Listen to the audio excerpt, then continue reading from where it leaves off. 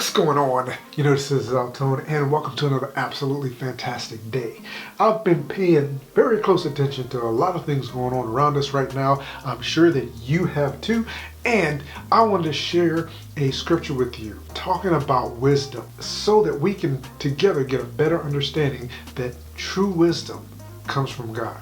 And that scripture is 1 Corinthians, 1st chapter, starting at the 18th verse. And it reads, "The message of the cross is foolish to those who are headed for destruction. But we who are being saved know it is the very power of God. As the scriptures say, I will destroy the wisdom of the wise and discard the intelligence of the intelligent."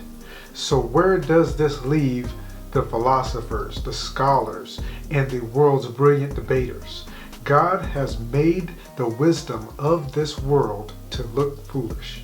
Since God in his wisdom saw to it that the world would never know him through human wisdom, he has used our foolish preaching to save those who believe. It is foolish to the Jews who ask for signs from heaven. It is foolish to the Greeks who seek human wisdom. So when we preach that God was crucified, the Jews are offended, and the Gentiles say it's nonsense. But to those called by God to salvation, both Jews and Gentiles, Christ is the power of God and the wisdom of God. And that was again 1 Corinthians 1st chapter, 18 through the 24th verse in the New Living Translation. I've listened and I've watched so many things that are taking place around us.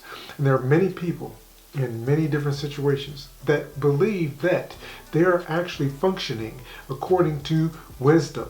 They are exercising based on their experience and using this world's knowledge in order to get ahead of the many things that are taking place around us. Think about this. The rich man that went to Jesus and he says, "Well, I've followed all of the laws since the day I was born." He said, "Well, go take all of your possessions, sell them, give to the poor, and follow me." And of course, he walked away with his head hung low. Why? Because to him, it was hard for him to do because he could not see the wisdom in that.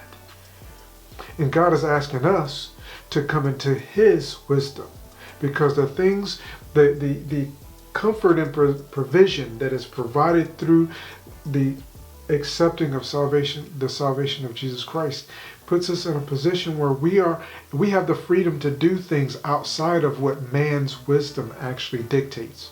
We have the ability to see things outside of what someone outside of God's kingdom could actually see.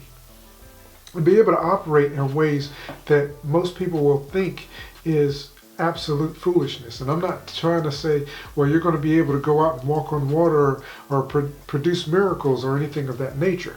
That's not what I'm here to share with you.